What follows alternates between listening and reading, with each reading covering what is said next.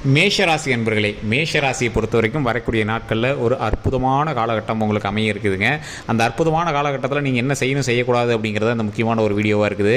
உங்களுடைய குணாதிசயம் அப்படின்னு பார்க்கும்போது, உங்களுடைய பண்புணர்கள் அப்படின்னு பார்க்கும்போது, மற்றவர்களுக்கு உதவி மட்டுமே செய்து பல புண்ணியங்களை சேர்த்த ராசி. அது மட்டும் இல்லாமல் நிறைய துரோகங்கள்னால கண்ணீர்களை அதிகமாக சிந்திய ராசி இந்த மேஷராசி. இந்த ராசினருக்கு வரக்கூடிய காலகட்டங்கள் எப்படி இருக்க போகுது, அந்த காலகட்டத்தில் நீங்கள் உங்களுடைய சின்ன சின்ன பிரச்சனை எல்லாத்தையுமே சால்வ் பண்ணிக்கிற அளவுக்கு நீங்கள் என்னெல்லாம் பண்ணணும் அப்படிங்கிறத சொல்ல போகிறோம். இது ஒரு எளிமையான பரிகாரமாக வீட்டில் இருந்தே ஒரு 2 பரிகாரம் நீங்கள் வீட்டிலேருந்தே உங்களுடைய பிரச்சனையை சால்வ் பண்ணிக்கிற மாதிரி பண்ண போகிறோம்.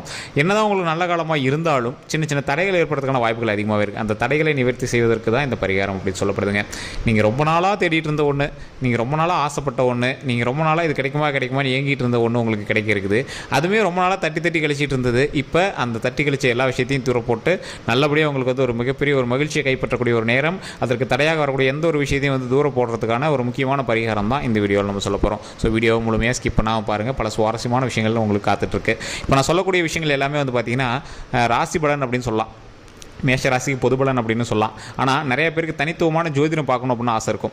கீழே ஃபோன் நம்பர் கொடுத்துருக்கோம், டிஸ்கிரிப்ஷனில் காண்டாக்ட் நம்பர் இருக்குது. ஃபேஸ்புக்கில் பார்க்குறீங்க அப்படின்னா ஸ்க்ரீன்லேயே நம்பர் இருக்கும். அந்த நம்பருக்கு காண்டாக்ட் பண்ணி உங்களுடைய ப்ராப்ளம் எதுவாக இருந்தாலும் நீங்கள் சால்வ் பண்ணிக்கலாம். நிறைய பேர் திருமணம் சம்மந்தப்பட்டமான வாழ்க்கை, அது மாதிரி தொழில் சம்மந்தப்பட்டமான விஷயங்கள், கேஸு, வம்பு வழக்குகள், இந்த மாதிரி நிறைய விஷயங்கள் நீங்கள் பிரச்சனையில் இருப்பீங்க. உடல் ரீதியான பிரச்சனைகள் நிறைய பேர் இதாக இருப்பீங்க. அவங்களுக்கு எல்லாருக்குமே ஒரு சிறந்த ஒரு மிகப்பெரிய சொல்யூஷன் தரக்கூடிய ஒரு நபராக இந்த பிரபல ஜோதிடர் இருக்கார். நிறைய அரசியல் பிரமுகர்களும் நிறைய ஆக்டர்ஸ் இன்றைக்கி சமீபத்தில் அந்த திரைப்படத்தில் இருக்கக்கூடிய முக்கியமான டைரக்டர் அண்ட் ஆக்டர் கூட இவர்கிட்ட ஜோதிடம் பார்க்குறவர் தான். ஜஸ்ட் நீங்கள் கால் பண்ணிங்க அப்படின்னா போதுமானது. உங்களுடைய பிறந்த தேதி, பிறந்த நேரம், பிறந்த ஊர் சொன்னீங்க அப்படின்னா உங்களுக்கு A to Z அடுத்து என்ன நடக்க போகுது, என்ன நடந்துகிட்டு இருக்குது, என்னெல்லாம் செய்யணும் அப்படிங்கிறது எல்லாமே சொல்லிடுவாங்க. வசியம் சம்மந்தப்பட்ட விஷயங்கள் எல்லா விஷயத்துக்குமே அவர் சொல்யூஷன் கொடுத்துருக்காரு. அவருடைய காண்டாக்ட் நம்பர் டீட்டெயில்ஸ் கீழே கொடுத்துருக்கோம். ஜஸ்ட் கால் பண்ணி அவர்கிட்ட பேசி தெரிஞ்சுக்கோங்க. சரி சார், இப்போ இந்த மேஷ ராசியை பொறுத்த வரைக்கும் என்னதான் நீங்கள் நல்லவங்களாகவே இருக்கீங்க, எல்லாருக்கும் நல்லதே செஞ்சிட்ருக்கீங்க, வாழ்க்கை ஃபுல்லாகவே மற்றவங்களுக்கு உண்மையாகவே வாழ்ந்துட்டுருக்கீங்க அப்படின்னாலும் உங்களுக்குன்னு ஒரு சின்ன சின்ன ஆசை இருந்திருக்கும். நீங்கள் ஃபேமிலிக்காக வாழ்கிற ராசி தான், மற்றவங்களுக்காகவே நீங்கள் உயிரை கொடுக்குற ராசி தான். இருந்தாலும் உங்களுக்குன்னு ஒரு ஆசைன்னு ஒன்று இருக்கும் பார்த்தீங்களா? அந்த ஆசையை பொறுத்து உங்களுடைய வாழ்க்கையில் நீங்கள் முக்கியமான ஒரு தருணத்தில் இருக்கிறீர்கள். சார், முக்கியமான தருணமா? என்ன அந்த முக்கியமான தருணம், எப்படி நாங்கள் எல்லாம் வாழ்கிறது அப்படின்னு நீங்கள் நிறைய பேர் நினச்சிட்டு இருப்பீங்க.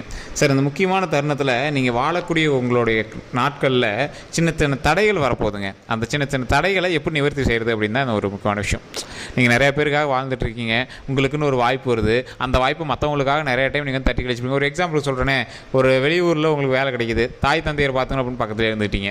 அதே மாதிரி உங்களுக்கு வேறு ஒரு இடத்துல ஒரு மிகப்பெரிய ஒரு வரன் கிடைக்குது. உங்களோட காதல் வாழ்க்கையினால் சின்ன காதல் தோல்வி வாழ்க்கையினால் நீங்கள் அதை எதையுமே மைண்டில் எடுத்துக்க மாட்டீங்க. இல்லைனா ஏதோ ஒரு திருமண பிரச்சனையினால் நீங்கள் வேலைக்கு போகாமல் அப்படியே வீட்டில் இருக்கீங்க. ஏதோ ஒரு சின்ன ஒரு வேறு ஒரு விஷயத்தினால நீங்கள் வேறு ஒரு பெரிய விஷயத்தை நீங்கள் விட்டுட்டு இருப்பீங்க. அந்த மாதிரி வாய்ப்புகள் உங்களுக்கு ஒரு வாய்ப்புகளும் கிடைச்சிட்ருக்கு. அதையுமே ஃபேமிலிக்காகவோ இல்லை வேறு ஒரு நண்பருக்காகவோ நீங்கள் விட்டு கொடுக்கறதுக்காகவோ ஏதோ ஒரு விஷயத்துக்காக நீங்கள் அதை ஸ்கிப் பண்ண பார்க்குறீங்க. அது இந்த தருணம். ஸோ அந்த இடத்துல அந்த ஸ்கிப் பண்ணாமல் 2 பேர் மனசும் கோணாமல் உங்களுக்கு ஒரு நல்ல நன்மை கிடைப்பதற்கான ஒரு வாய்ப்பு தான் இந்த வாய்ப்பு. அதில் நீங்கள் செய்ய வேண்டிய 2 பரிகாரமும் இருக்குது. அதையும் நான் முழுசாக சொல்கிறேன், கேட்டுக்கோங்க. சார், இது ஒன்றும் எனக்கு புரியலையே, குழப்பமாக இருக்குது அப்படின்னு கேட்குறவங்க இப்போ இந்த விஷயத்தை தெளிவாக தெரிஞ்சுக்கோங்க. உங்களுக்கு ஒரு வாய்ப்பு வருது சார். ஒரு நல்ல நார்மலாகவே சொல்கிறேன்னே, உங்களுக்கு ஒரு வேலை கிடைக்க போகுது. நீங்களும் உங்களோட நண்பரும் போகிறீங்க. நீங்கள் எப்போவுமே விட்டு கொடுக்கக்கூடிய ஒரு மனப்பான்மை கொண்டவங்க, மற்றவங்களை நல்லது செய்யணும் அப்படின்னே இருக்கிறவங்க. அதனால் என்ன பண்ணுறீங்க, அந்த வேலையில் நீங்கள் இன்டர்வியூக்கே போகாமல் நின்றுக்கிறீங்க. உங்களோட நண்பன் அதில் போகிறோம், செலக்ட் ஆகிறோம். இப்படியே ஒரு 2-3 விஷயங்கள் நிறையா பேருக்கு நீங்கள் ஹெல்ப் பண்ணி அவங்களுக்காகவே நீங்கள் சாக்ரிஃபைஸ் பண்ணிட்டீங்க. இது உண்மை அப்படின்னா மறக்காம கமெண்ட் செக்ஷனில் பற்றி விடுங்க. இது ஃபேமிலியாக இருக்கட்டும், நண்பர்களாக இருக்கட்டும், உங்களுடைய குடும்பமாக இருக்கட்டும், எதுக்காக இருக்கட்டும், இது ஒரு முக்கியமான விஷயமாக நீங்கள் பண்ணிட்டு இருப்பீங்க. இந்த மாதிரி இருக்கக்கூடிய உங்களுக்கு வரக்கூடிய காலகட்டங்கள் மிக ஒரு புண்ணியமான காலகட்டங்கள். சார், என்ன மறுபடியும் இப்படி தானே போய் எதுக்காக மற்றவங்களுக்கு ஹெல்ப் பண்ணுற மாதிரி இருக்குது, என்ன பண்ணாலும் அந்த இடத்துல மற்றவங்களுக்கு நம்ம சாக்ரிஃபைஸ் பண்ணுற மாதிரி இருக்குது சார். அண்ணன் தம்பி சொத்து பிரச்சனையில் அவன் தானே வச்சுக்காங்கிற மாதிரி இருக்குது. தம்பி சொத்து பிரச்சனை, அண்ணன் சொத்து பிரச்சனையில் இல்லை எனக்கு இது வேணும் அப்படின்னு கேட்க முடியல. தாய் தந்தையரும் பார்த்தீங்கன்னா பார்ஷியாலிட்டியாக பார்க்குறாங்க. அந்த மாதிரி சில விஷயங்கள் தான் உங்களோட மைண்டில் ஓடிட்டுருக்கும்.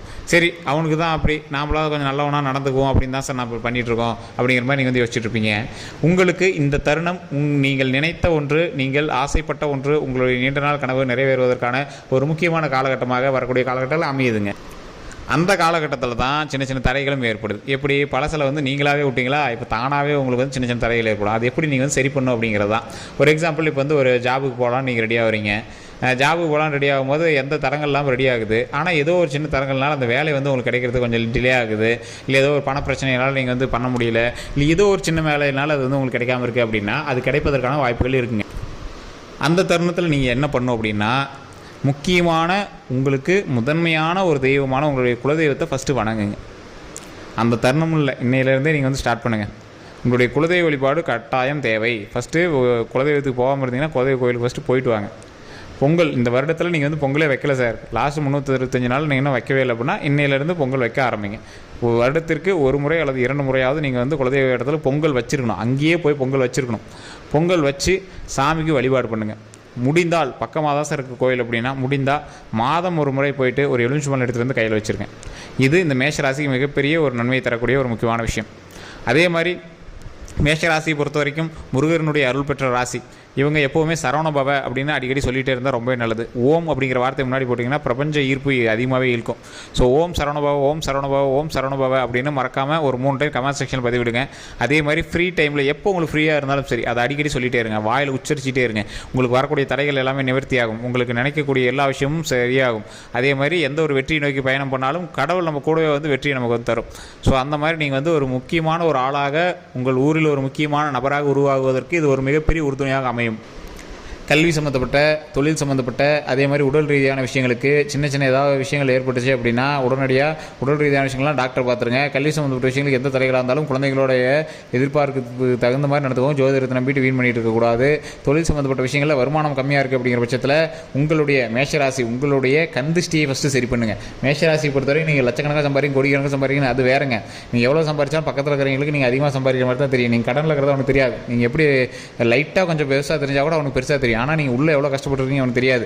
அந்த கஷ்டங்கள்லாம் அவனுக்கு தெரியிற மாதிரி நீங்கள் நடந்துக்கோங்க. வருமானத்தை தெரியாத மாதிரி நீங்கள் வந்து பார்த்துக்கோங்க.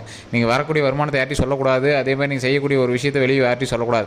அந்த வருமானம் வந்த பிறகு அதை பற்றி யார்கிட்டையுமே நீங்கள் வந்து ஓப்பனாக சொல்லக்கூடாது. உங்கள் வீட்லேயே கூட வீட்டில் தாய் தந்தையர் உங்களை மனைவிட்டு மட்டும் சொல்கிறீங்களே தவிர மற்ற யார்கிட்டையும் நீங்கள் வந்து அதை வெளிப்படையாக சொல்லிக்கூடாது. அந்த வருமானமானது உங்களுக்கு கந்திஷ்டியை ஏற்படுத்தக்கூடிய ஒரு விஷயமாக இருப்பதனால தான் உங்களுடைய தொழில் இப்போ லேகு. இப்போ இந்த மேஷராசிக்காரர்கள் நல்லாவே தெளிவாக சொல்லலாம். பல செலவுக்கு இல்லை சார், தொழில் கொஞ்சம் லேகாக தான் இருக்குது அப்படிங்கிறவங்க மறக்காம கமெண்ட் செக்ஷனில் ஆமான்னு உண்மையா அப்படிங்கிறது உண்மைன்னு சொல்லுங்கள். ஏன் அப்படின்னு கேட்டிங்கன்னா கந்திஷ்டிகள் அதிகமாக இருக்கக்கூடிய ஒரு முக்கியமான தருணம் உங்களோட தருணம். ஏன்னா நீங்கள் வளர்ச்சிக்கான நேரம் உங்களுக்கு. ஸோ வளர்ச்சி பார்த்து கண்டிப்பாக உங்களுக்கு கந்திஷ்டி இருக்கும். அந்த கந்திஷ்டி நீங்கள் வந்து சரி பண்ணி ஆகணும். நீங்கள் இந்த மாதிரி கந்திஷ்டி இருக்கும் பட்சத்தில் உங்களுடைய கடையினுடைய முக்கியமான இடத்துல கந்திஷ்டி பொம்மையோ அல்லது கண்ணாடியோ நீங்கள் வந்து வைக்க ஆரம்பிங்க. ஸோ இது வந்து ஒரு முக்கியமான விஷயமா மேஷராசிக்கு தற்போதைய நிலைமையில் உங்களுக்கு தேவைப்படுது. அதே மாதிரி இந்த மேஷராசி நபர்கள், இந்த மேஷராசிக்காரர்களை பொறுத்த வரைக்கும் செல்வ செழிப்போடு வாழக்கூடிய ஒரு முக்கியமான ராசி. 2 காரு 2 பைக்கு நல்ல ஒரு வருமானம் அதெல்லாம் இருக்கக்கூடிய ஒரு ராசி தான். இருந்தாலும் அவங்க என்ன பண்ணோம் அப்படின்னா அவர்களுடைய வருமானம் அதிகமாக ஆக, அவங்களுடைய சொத்துக்கள் அதிகமாக ஆக இவங்களுக்கு எதிரிகளும் அதிகமாக இருந்துகிட்ருப்பாங்க. எதிரிகள்னு கூட சொல்ல முடியாது, நம்பிக்கை துரோகிகளாக இருக்கலாம், இல்லை கூட இருந்தே வேலை பார்த்துட்டு இருந்தோம் ஏதோ ஒரு சின்ன பிரச்சனைனால உங்களுக்கு டக்குன்னு எதிரியாக மாறலாம். இந்த மாதிரி சின்ன சின்ன விஷயங்கள்னால நீங்கள் வந்து டென்ஷன் ஆகிட்டு இருப்பீங்க. அந்த டென்ஷன்லாம் தூக்கி போடுங்க. உங்களுடைய தொழிலை கெடுப்பதற்கு அந்த கந்திஷ்டியும் உங்களுடைய துரோகங்களும் உங்களுக்கு செய்யக்கூடிய துரோகங்கள் தான் உங்களுக்கு வந்து கந்திஷ்டியாக மாறுது. அந்த இடத்துல வந்து உங்களுக்கு தேவையில்லாத ஒரு பிரச்சனையை கிளப்புது. அதெல்லாம் தூக்கி போடுங்க.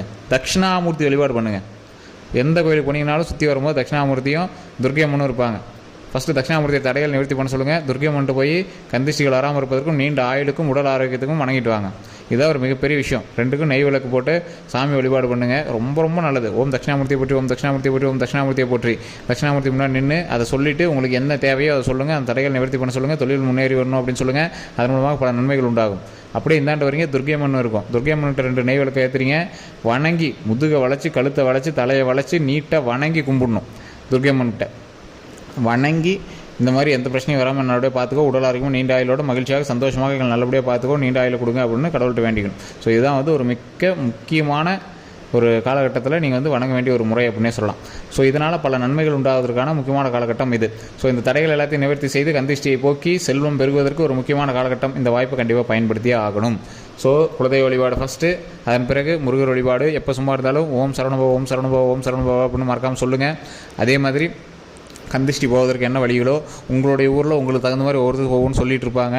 ஸோ அதற்கு தகுந்தாற் போல் நீங்கள் உங்களோட மன திருப்திக்கு அதை பண்ணிக்கலாம். ஆனால் உங்களுக்கு வரக்கூடிய வருமானத்தையோ நீங்கள் சேர்த்தக்கூடிய செல்வத்தையோ மற்றவர்கிட்ட சொல்லக்கூடாது. அவ்வளோதான்.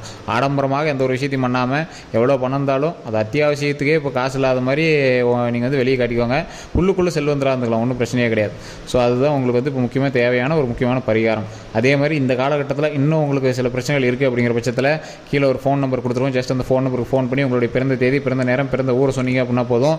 A to Z கம்ப்ளீட் உங்களுடைய எல்லா ப்ராப்ளமும் சால்வ் ஆகிற அளவுக்கு எல்லா விஷயத்தையுமே நம்ம சொல்லிடும். ஸோ இது வந்து பிரபல ஜோதிடர் தான் சொல்லிட்டு இருக்காரு. அது மட்டும் இல்லாமல் நிறைய ஆக்ட்ரஸும் அவர்கிட்ட பேசிட்டு எல்லா விஷயங்களையுமே சீக்கிரட்டாகவும் வச்சுக்கிட்டு அவங்களுக்கு தகுந்த மாதிரி சொல்லிட்டு இருக்காங்க. உங்களுக்கு வேணும் அப்படின்னா கீழே நம்பர் கான்டாக்ட் பண்ணி பேசி தெரிஞ்சுக்கோங்க. அதே மாதிரி கீழே கமெண்ட் செக்ஷனில் உங்களோட கருத்துக்கள் எதுவாக இருந்தாலும் சொல்லுங்கள்.